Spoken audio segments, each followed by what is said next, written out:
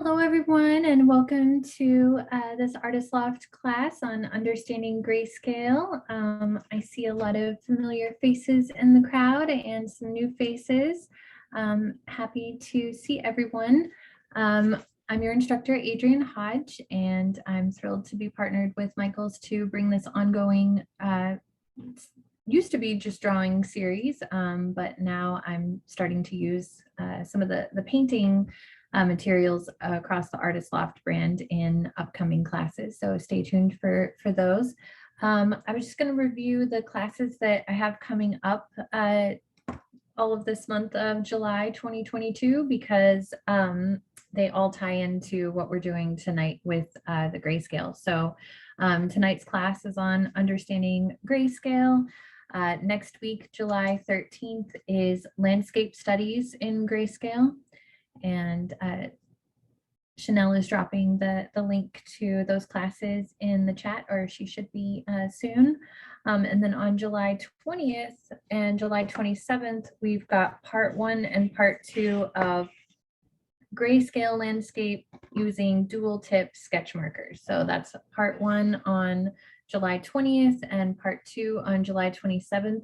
And that's both of those are premium classes, and we'll be making this lovely frameable piece using the Artist Loft dual tip sketch markers, the grayscale pack of 6, which we will also be using tonight.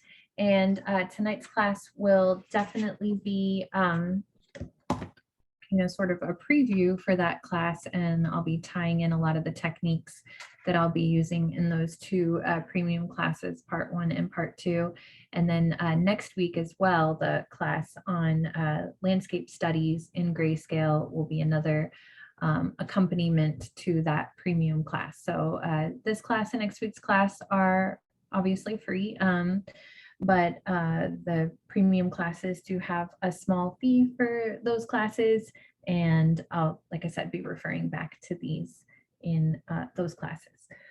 So I'm going to go ahead and switch over to my tabletop view and go over supplies, and we'll get started tonight. Don't forget to tag your work with those hashtags, Make It With Michaels and Michaels Classes, and you can follow or tag me on Instagram at Adrienne Hodge Art. And there's some of my personal work on my business cards. If you haven't already seen that, I'm also on Facebook, Adrienne Hodge Fine Art. And yeah, tagging me is really great because even the other day I was searching, my tag, and I found some lovely work from a student from a previous class that I had not seen before. So it sometimes gets buried. There's so many things that are hashtagged Make It With Michaels and Michaels Classes. So it's always nice to alert me directly so that I can see your lovely work that comes from the classes. Okay. So the supplies we'll be using tonight there's kind of a lot of them. So we've got those, the Artist Loft dual tip sketch markers that I mentioned, the grayscale. There's 6 of them in there, and we'll be getting very familiar with those tonight. Really, we'll be getting really familiar with all of the materials tonight. Then we've got the Artist Loft illustration pens, the pack of 3 that has the 0.1, 0.5, and 0.1, 0.5, and 0.3. There we go. I got all 3 of them. And then you're also going to want the Artist Loft illustration pen, the brush tip pen. So it doesn't have a number. It's just got the picture there of a brush tip. You're going to want that. You're going to want the Artist Loft sketching and drawing pencils, a Artist Loft eraser, a sketch pad, and I've got the big, let's see, 11 by 14 sketch pad here, which is nice and large and has a lot of space to fill a big page with all of the notes we're going to be doing tonight. And I'm going to set that example aside, although I will probably show that again at some point in the class tonight. And then we've got the Artist Loft marker pad. It's 9 by 12, and that is the paper that the final product from those 2 premium classes the end of the month will be done on, is the Artist Loft marker pad paper. So this is definitely the optimal paper to use those alcohol based markers. And we're going to be using that marker pad tonight as well, so that we can test out the markers and the illustration pens. And then there was one other fun supply, and that was the white jelly roll pen on the supply list. And I think that's everything. Any questions about supplies? The supply link or list of supplies should have been there in the where you signed up for the class. It's listed directly on that page. And it will also be listed on the YouTube video as well. So if you're watching this later on YouTube, you can still access the supplies if you click underneath the information listed for the YouTube class. Okay, any questions about the supplies before I get rolling here? Or any other questions? There was just one question. Does it matter if you don't have everything? It definitely might leave you wanting, sure. But yeah, most classes, and like, you know, it's fine to use, you know, substitutions. And yeah, I guess tonight, without all of these supplies, you're definitely going to learn about Grayscale. Let's say you just have, you know, some pencils and maybe a couple of pens or something. I mean, you could definitely, or even if you had a paintbrush and some, you know, some paint, whenever I'm talking about the brush pen, it's going to be the same idea. Whenever I'm talking about the dual tip sketch markers, the alcohol-based markers, you're definitely going to want those because they are very unique. The alcohol-based markers are, and the way that they blend and layer on top of each other is also very unique. And so I'm going to be talking about that because, you know, in the classes, whenever I've used the alcohol-based markers before, I feel like there hasn't quite been as much time as I've wanted to really explain the fundamentals of blending and layering and reading the colors as how, you know, and just what to do with them and fun things that you can do with them. So I'm going to spend a lot of time on that. So if you don't have those, I unfortunately don't know what to tell you as a substitute for that. But as far as just learning the basics of Grayscale, yeah, anything that will make a mark, you can make a Grayscale with it. All right, so yeah, tonight's class is going to be very just basics here about the Grayscale and value scales. So let me leave this here for a second while I just talk about it a little bit. So we're going to go through all of the materials that I just listed: the brush pen, the illustration pens, the pencils, and then the alcohol-based markers. And we're going to end up with, by the end of the class, you should have a few pages of notes. They maybe won't be quite as organized and complete as this, because I'm not going to maybe have enough time to do just about everything on here, but we're going to at least do, you know, some of this with each one of, or at least one of each type of materials. So I maybe will not do a demo for every single one of the dual tip markers that looks like this, but you can easily, you know, complete this later on your own if we do one together. Because sometimes I get a little carried away when I'm preparing for the classes, just making my example look super neat and organized, and then I get to talking and the examples that we do in the class maybe don't end up exactly like these examples. But we're going to just go over the basics. You're going to have a lot of notes and a lot of kind of visual notes like this.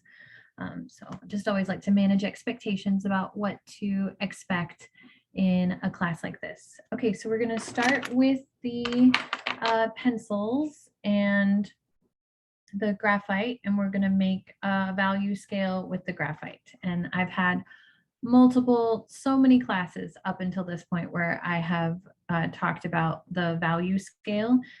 So I'm not, which is essentially what we are doing here. We're creating a value scale. So a value scale is a grayscale, but just the idea and concept of the grayscale as something that you layer is something that I want to get across tonight, because again, it's leading up to the skills that I'll be using in that premium class. And in this class, I really started from the lightest values on the grayscale here and just built on layers, much like a painting. So if you've taken any painting classes, a lot of this will sound familiar to you as far as going from lightest to darkest in how you're building layers. First we'll do graphite here, and I did a really big one because I also wanted to show you some tips and tricks tonight for how to achieve impressive values and more impressive grayscales. I feel like throughout this series of Artist Loft classes, there have been a lot of times where I've kind of touched on some of these things, and people might have been wondering, like, how are you doing that? So this is tonight where I'm going to kind of slow down and explain how I'm doing certain things that you've maybe seen me do and not take a minute to explain. So then we'll do the same sort of thing with the brush pen and then the illustration pens as well. And I'm going to take the time to really show you some fun techniques that you can do with those pens as well. And, you know, just noting the different sized nibs and how you can get a different kind of mark depending on the nib that you're using. So we'll start with, you're going to want an 8B and a 6B and a 4B and a 2H pencil. So I'll get all of those in my hand and I'll repeat those again. So an 8B, a 4B, a 6B, and a 2H. And I'm not using all of the H and B pencils to do this because I wanted to illustrate how easy it is to go from dark to light with just a few graphite pencils, and also just to show you, you know, the optimal way to use, you know, just 1 or 2 or 3 or 4 pencils to your advantage. Okay, so I've got my 8B pencil, and if I'm going too fast for anybody, just keep in mind there's always a YouTube video you can go back and watch later and slow it down and pause it, etc. Okay, so in my very first class, which I refer back to all the time in this series, Intro to Graphite and Drawing Forms, I talked about the H&B pencils and the optimal way to hold them to, you know, achieve the kind of mark that that you might be wanting out of your pencils, and that is to keep it parallel to the paper. So I want you to hold the pencil parallel to the paper and hold it loosely in your hand. I like to kind of have it like this.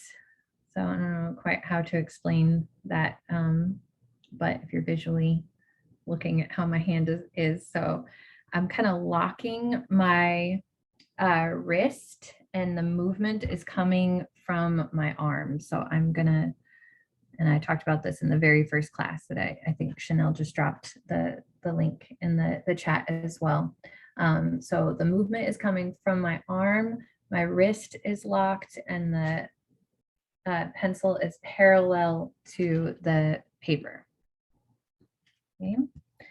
And so we're just going to start on the side of the pencil. So it's parallel with starting on the side of the pencil, and my wrist is locked and I'm starting vertically, and I'm just going to pull down as I use a lot of pressure.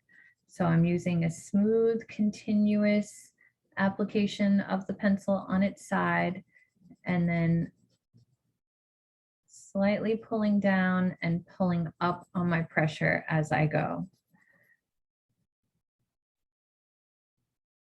And then you can kind of go back up and add a little more layers to that darkest value.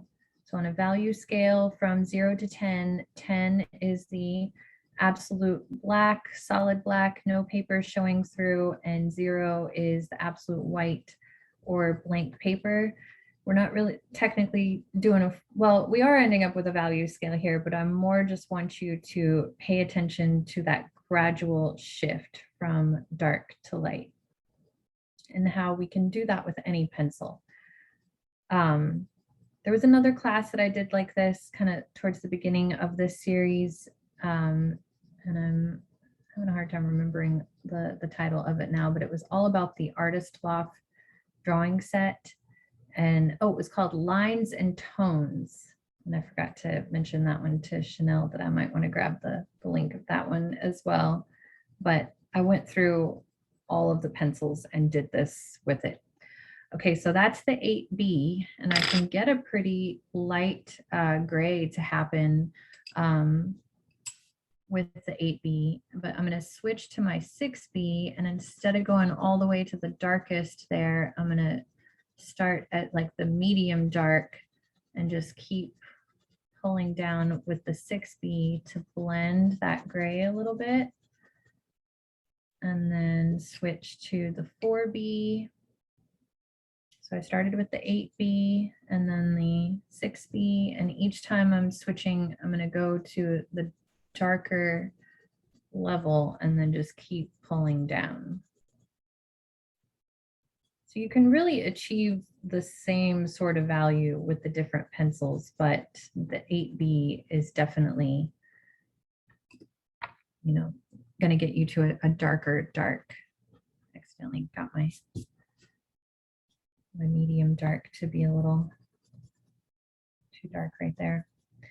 Okay, and then, you know, you could do this with all of the pencils. You could do a 2B, etc. But I'm just going to jump to a 2H and do some lighter value, dragging down to the bottom of the paper with the 2H. And we can see a pretty comprehensive grayscale happening here. That's pretty similar to the grayscale that we have represented in the dual tip marker set. So we've got our black, which our 8B would get us to an absolute black if we continued, you know, going over that darkest area until we get it absolutely solid without making the, you know, the graphite too reflective. I can get it to a pretty solid black right there. And then we've got the 8 neutral gray, the N8, and then the N6, which I already have in my hand, and then the N5, and then the N3, and then the N2. So you can see how that's the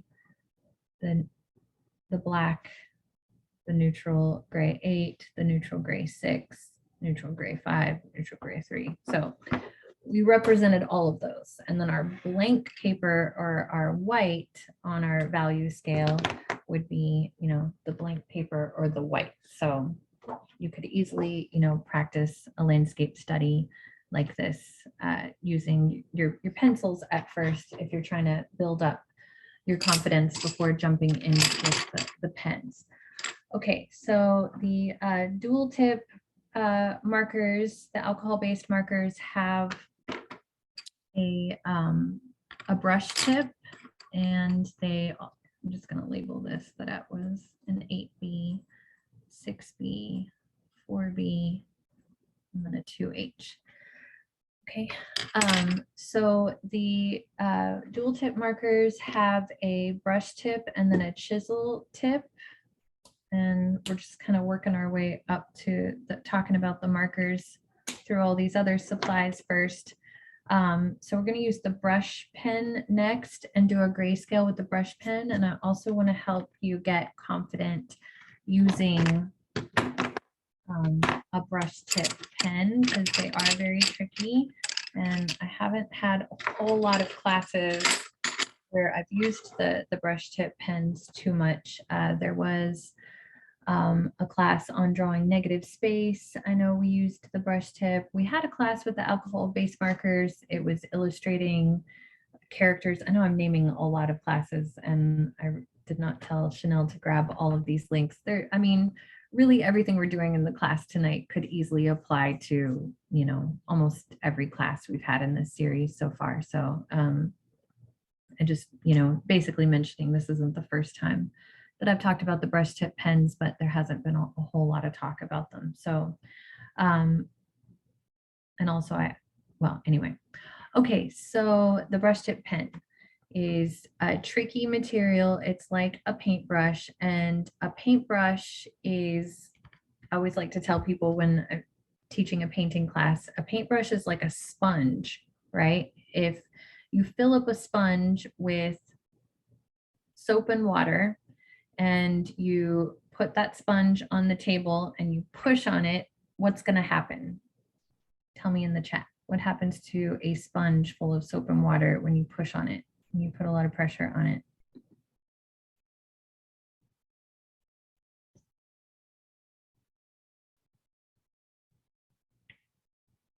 I see somebody said foam, it leaks, it squirts out, seeps out. Okay, yeah, now everybody's answering. Okay, yeah, it all comes out, right? It will expand, a lot of water and bubbles come out. I don't need to read all of these. Now I'm trying to close the chat so I don't get distracted. I can't do it because there's something in the way on my screen. There we go. Okay, so yeah, everything comes out. What happens when you just gently press on the sponge? Not too much comes out, right? So it's all about, a little comes out. I see Carrie said it popped up. So yeah, it's all about the pressure that you're putting on that paintbrush, right? If it's like a sponge, then the more pressure you're exerting on that sponge, the more is going to come out. So with a brush tip pen or with a paintbrush full of, you know, water and paint or oil and paint or whatever's loaded up in that paintbrush, the more pressure you put on it, the more of all that stuff is going to come out of it. And the less pressure you put on it, the less is going to come out. And most of us have a pretty easy time getting a lot to come out of the paintbrush, right? Or getting a lot to come out of that brush pen. But then when we try to make a little come out, that's when it gets tricky. So the first thing I want you to do is try to, you know, turn it on its side, do what we did with the 8B pencil to start, lock your wrist, feel the movement happening in your bicep, and get a little side stroke action on the side of that brush tip, and you'll get a nice thick mark to happen. Okay, but then to get a little bit to come out, that's where we want to, this is where you're going to have to try some different things because we're all a little bit different. And that, I think that action of being parallel to the paper like this, I think is pretty easy for everyone. But for me, the easy way to get a, you know, the control over a thin mark is to kind of approach it from an angle. So try turning your wrist, you know, from some different angles. I'm also left-handed, so I have a habit of kind of getting my hand out of the way when I draw. So that's probably why I kind of curl my wrist up like this. But whatever you have to do, I want you to just still lock your wrist and still just think about that movement coming from your bicep. And you want just the very tip of that brush tip to hit the paper and try to make a really thin mark. And chances are it's not going to happen the first time. It's going to take some practice. Another good practice is to do some figure eights just to gain control. So you're kind of doing a thicker downstroke on the brush and then pulling up. So when you pull up on the pen, the brush tip pen, you get a thinner line to happen. And if you've done any, you know, calligraphy or you know, brush hand lettering with brushes, that will be familiar to you. Okay, so we're just going to try to make a grayscale happen with this brush tip pen, and it's a lot easier said than done. So it's all about the amount of pressure that we're putting on it. So you could do a bunch of thin lines, and if they all look crazy, then you could cover those up with some thicker lines, but we want more and more paper to show through. So we want the lines to get thinner and we want more paper to come through. And so doing this kind of quick action, so I'm going to do kind of this like flick of my wrist, and I'm just going to try to drag it down the page, and each time put a little less pressure on it. And if it feels like it's kind of all one, like one value, and you're not getting like a medium value to happen, then maybe go over that and just make that all, you know, a little bit darker, and then try again. Like just keep trying this little, and try having your hand go from different directions, like maybe point up and down with the nib, whatever you can do to try to get some lighter values to happen. And your grayscale does not have to look perfect. Mine definitely doesn't. All we want to try to do is get some different values represented. So with ink, we don't have the luxury that we have with graphite of just using a, you know, a lighter pencil, or you know, pulling up on just the pressure, and that's going to make it look lighter. We really have to gain this muscle control over it that doesn't you know, accidentally make more soap and water come out, right? So we don't want to accidentally push down too hard on the sponge. So sometimes hovering over the page can be really helpful for me, like hover but don't make a mark yet, and then just slowly lower it down. And yeah, doing that little wrist flicking action. So the less of a mark you make, the more we're indicating to the viewer that they're looking at a lighter value on the grayscale. So it's, yeah, it's definitely all in the wrist. I saw somebody say in the chat. Okay, so that is our brush pen, and that's going to be very important when we get to those premium classes at the end of the month, because there's going to be these things like the branches on the tree that we want to kind of be very thin and wispy, and you know, a lot of these little implied lines in the landscape are going to be much more effective in creating this sort of aesthetic if you've gained that muscle control with the brush tip pen. So that takes a lot of practice, and yeah, it's all in the wrist, and it's all about the pressure that you're putting on the pen. Okay, let's see what's next. Oh, the illustration pens. All right, so. Hey, Adrian, before you go on to the next step, I know that you mentioned 2 YouTube videos that you wanted me to share the link to. Can you repeat what those ones were again? One was the, I know I mentioned the very first class, the Intro to Graphite and Drawing Forms.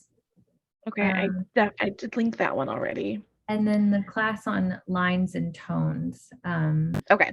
Yeah, that was the one that where I did this, but with everything we're kind of doing now, but with the drawing, Artist Loft Drawing 101 set. So it was charcoal pencils, the illustration pens, the graphite pencils. I went through and just kind of showed did a similar thing to this, but with each material. Okay, thank you. Yeah. Okay, yeah, thank you for asking. I know I kind of breezed past that a little bit. I just realized I did another class like this where I did this with, you know, some of these same materials, mostly just the illustration pens and the pencils, I guess. Okay, so I keep pulling out that brush tip, but I'm looking for my 0.5 pen, illustration pen, my 0.1 and my 0.3. And I just want to show you, let me go back to my, actually pop this out of my sketchbook so that it's easy to reference.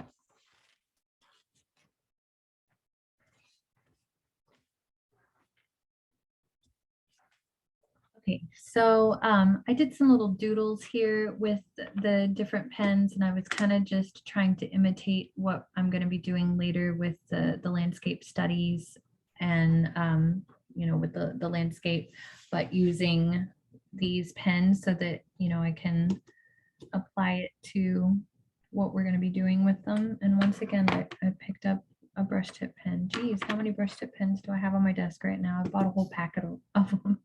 Okay, we got the 0.1, the 0.5, and the 0.3 now. Okay, so this is the 0.5, and I just kind of drew a little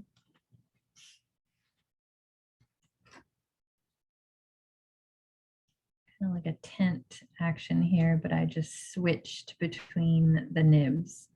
So that's all I really want you to do right now is just, you know, do a little doodle with your 0.5, and then whatever you started that line, just finish it with the 0.3 and then the 0.1, so you can see what the difference in those nibs are. And it's definitely good to practice letting up on your pressure on those and getting some thinner marks to happen as well.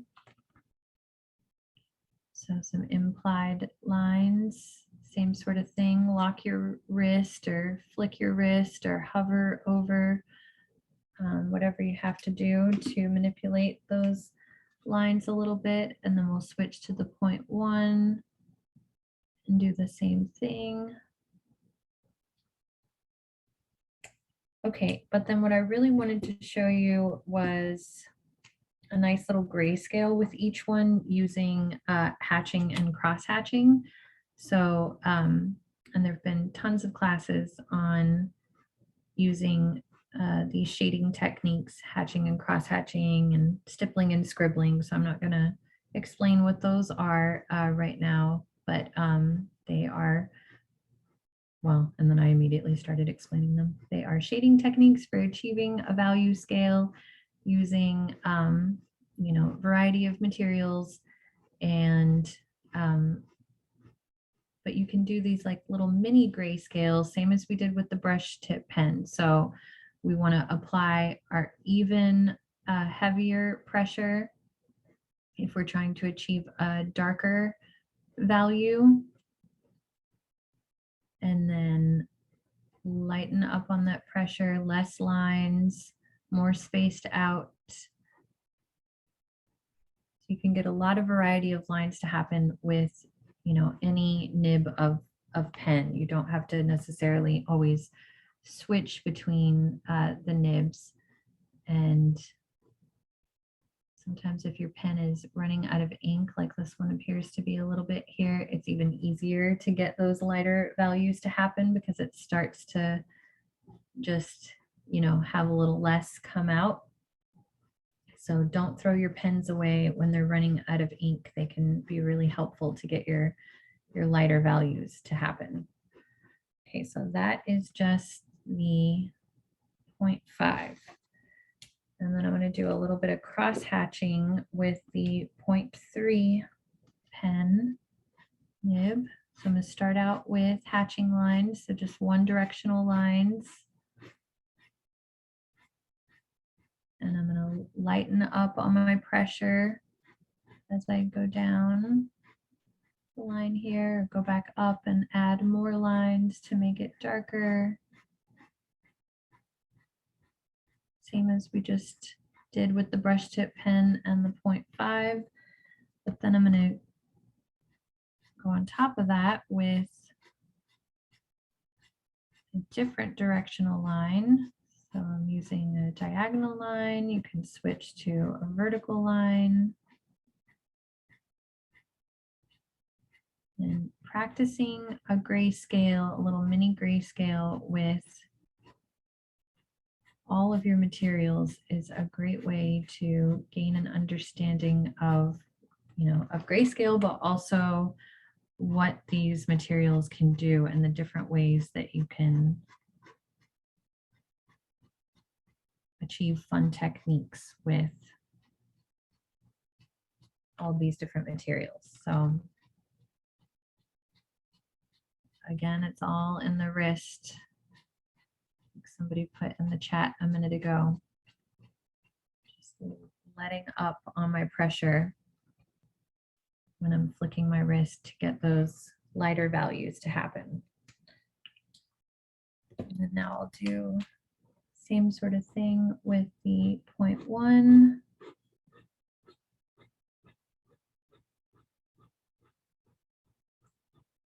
So it's going to be much easier to get those lighter values to happen with the 0.1 nib.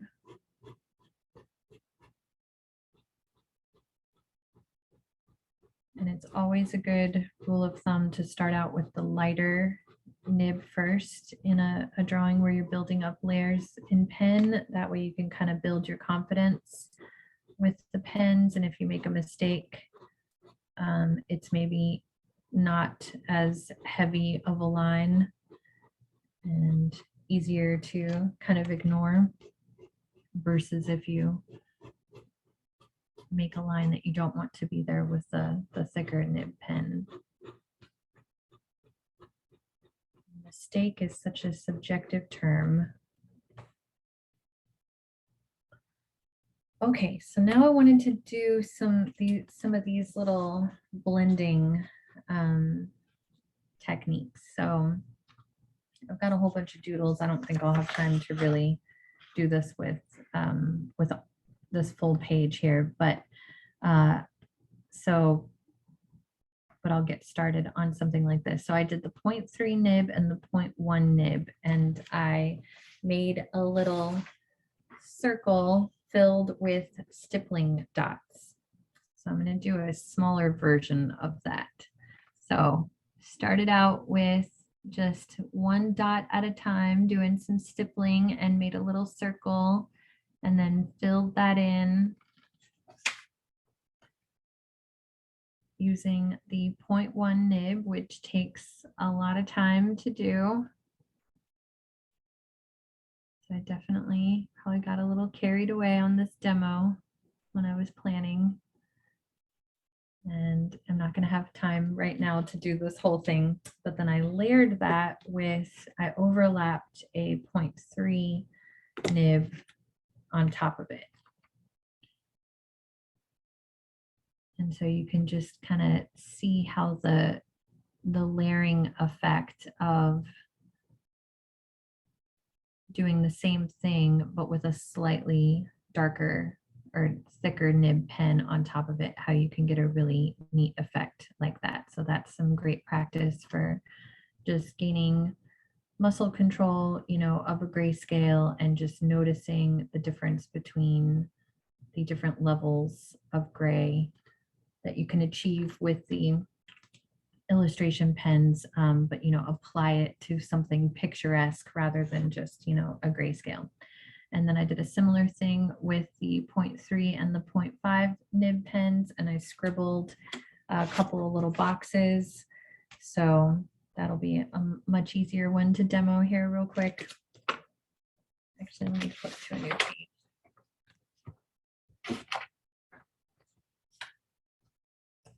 So just doing the scribbling technique and getting a little box to happen.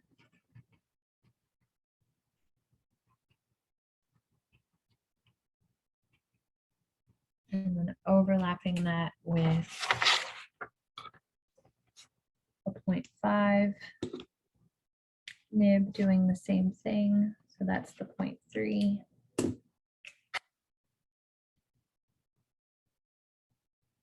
And they look fairly similar, but you can definitely see that the 0.5 is a little bit darker. But again, just getting some different grayscales to happen, but applying it to, you know, something other than just a value scale. So you can start to see it in action, I think is a great way to gain a better understanding of the grayscale and how to achieve it. Okay, any questions about all of these before I move on to the dual tip markers?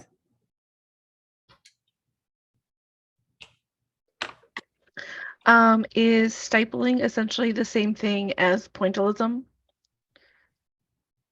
Well, pointillism is what was used in like the Impressionist movement or post-Impressionist, like Seurat, and he would, or you know, the post-Impressionists who used pointillism were mixing multiple colors together in order to achieve, like, so you'd take a yellow and a blue and have little painted dots of yellow right up against your blue so that the eye would see green. But stippling is just using these dots and layering the dots to achieve a value from dark to light using just, you know, either pens or definitely do it in paint.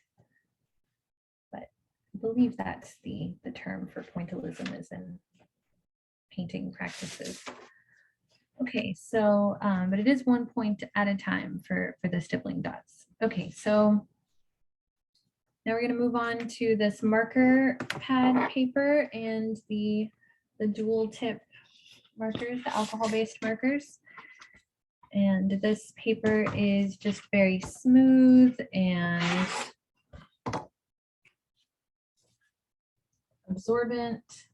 So you get the, like with the class that I did using the alcohol-based markers back in January, it was on illustrating a character. It was a very long title.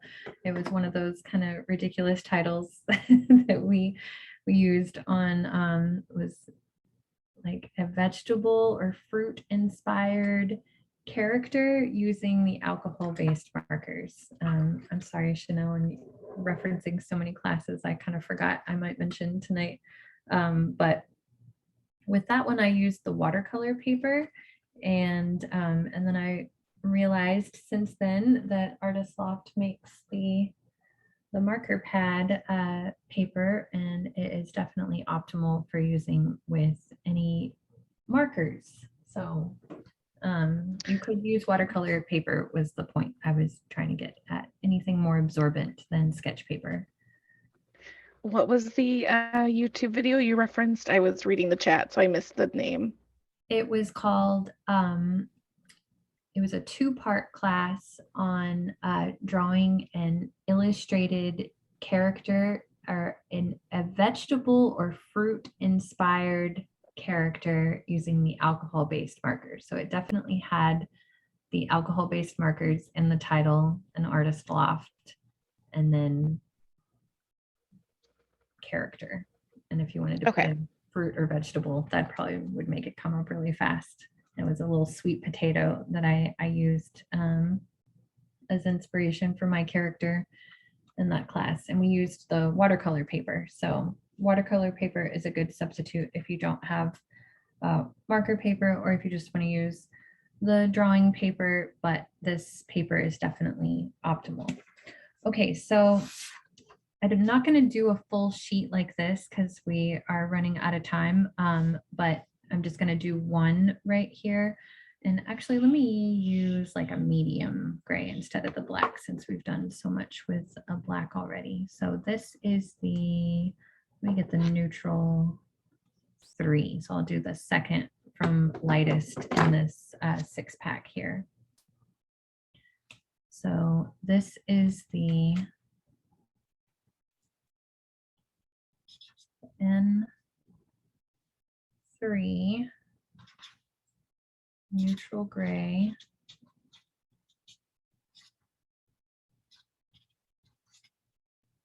Three. Okay. And so with the chisel tip side, we can get a nice thick line to happen with that chisel tip, but we can also scribble with the end of it or the side of it, and we can get much thinner lines to happen using the chisel tip. I will admit I do prefer when I'm using these to use the brush tip side, and I probably don't use the chisel tip side that much, but that is just a personal preference and we are all different. So maybe you will fall in love with that chisel tip. But on the brush tip side, we can get a nice thick line to happen with the brush tip like we did using on the side with the other brush tip pen, or we can get a thinner line to happen if we use that fun wrist action. We can overlap them, get a lot of different marks to happen.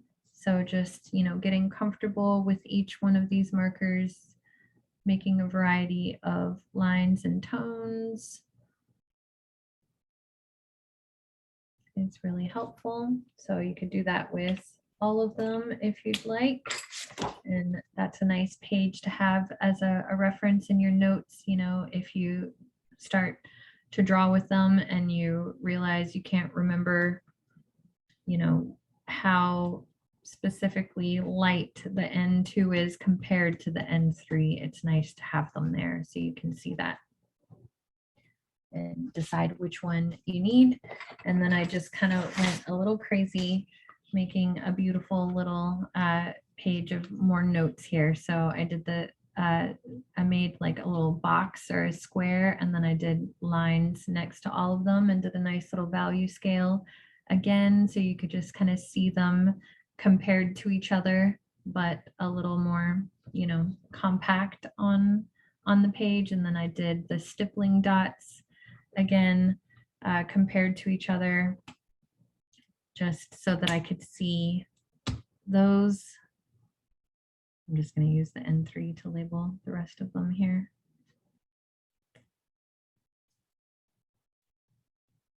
Okay, but what I wanted to demonstrate was the layers, layering them on top of each other and how they interact when we layer them, and also how different they look when they are right up next to each other.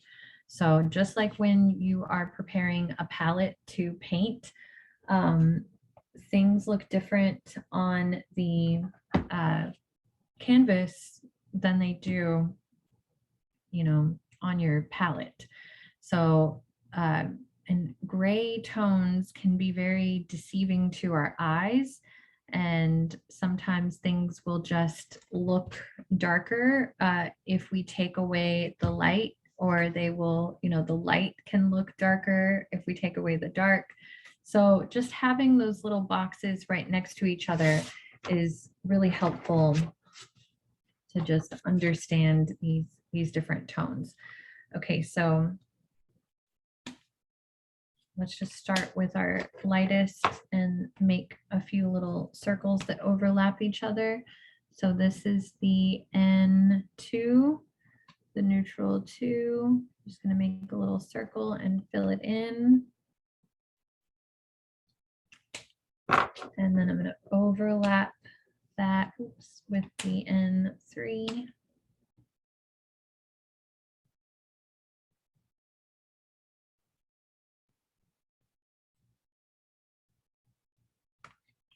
There was a really great show on Netflix years ago on brain science that talked about how, just the perspective and the how the brain interprets colors differently depending on what's next to them. And it had in one of the episodes, they were out in the middle of a crowded place and had two gray boxes, but with a different color behind each one. And they were asking which was the darker gray. And it looked like one of the boxes was a darker gray, but it turned out it was the same gray. It just looked different because of the color that was behind it. And also because of the color that was behind it, our eyes kind of made you think that one was a little farther away. So it also was kind of achieving the illusion of depth and perspective because of the image being divided down the middle.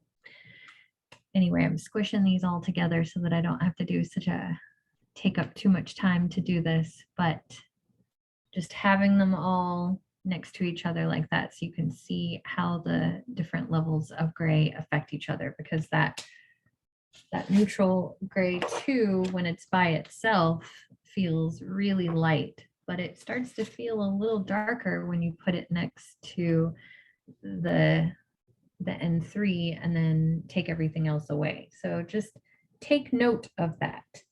The class is called Understanding Grayscale. So the more you just pile these grays on top of each other and combine them together, the deeper your understanding of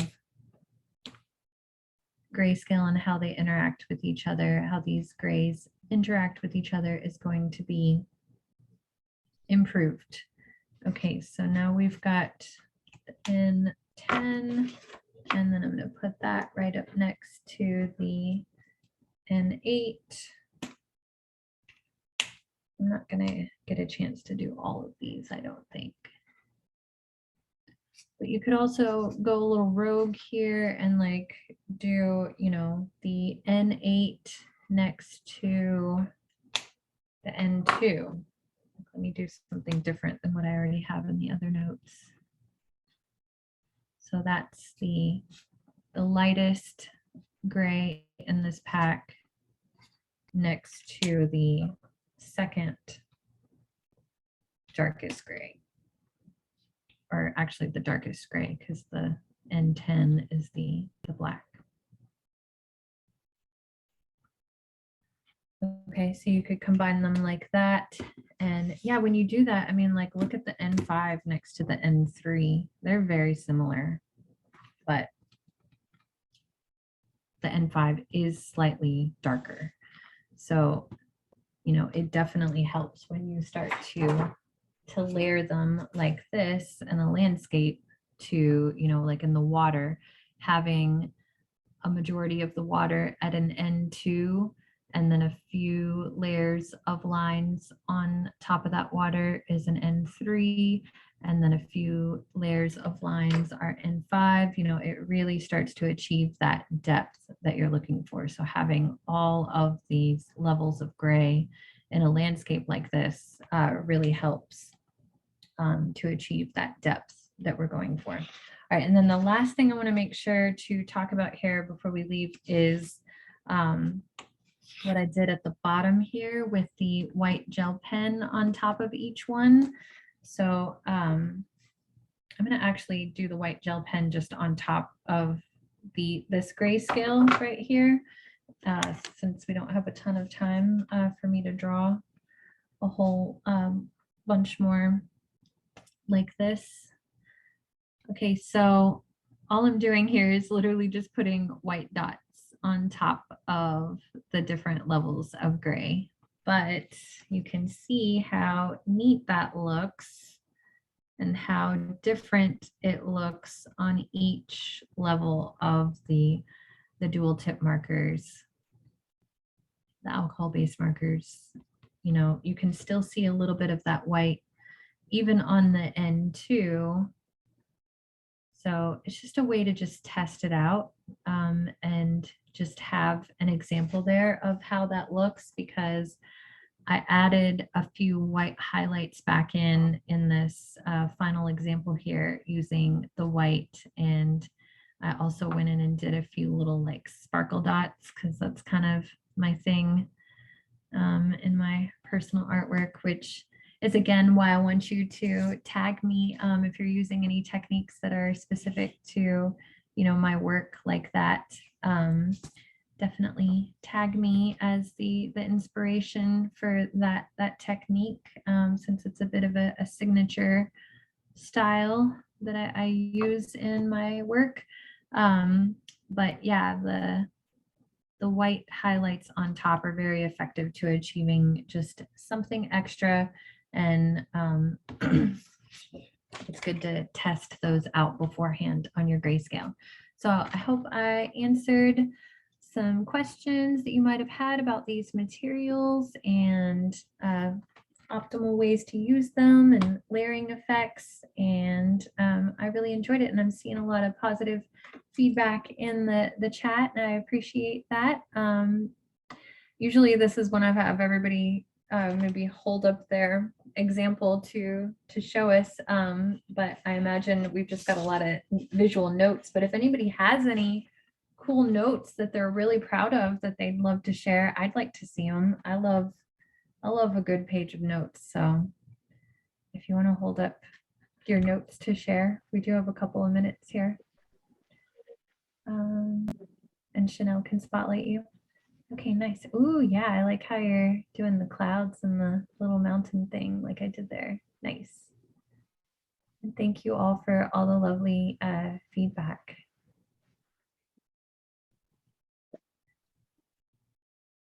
Very nice. Thank you. Oh, she's got another page. Oh, look at that. Yeah, I love it.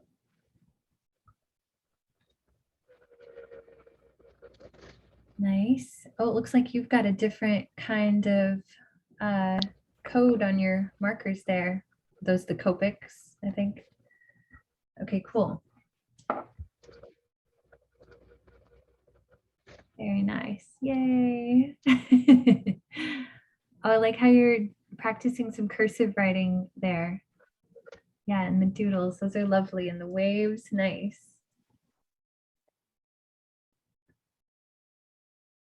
Oh yeah, I love the hatching marks over and over again. That's great. It's so meditative to just practice these techniques on a full page too. It's a great way to get your muscle memory practice in every day. Very nice. And to fill up a sketchbook page.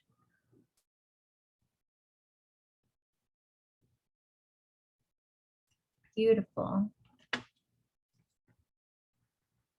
All right, well, thank you everyone who shared, and thank you everyone. Very nice. Another great page of notes. All right, well, I enjoyed it, and I'll see you all next week for the landscape studies.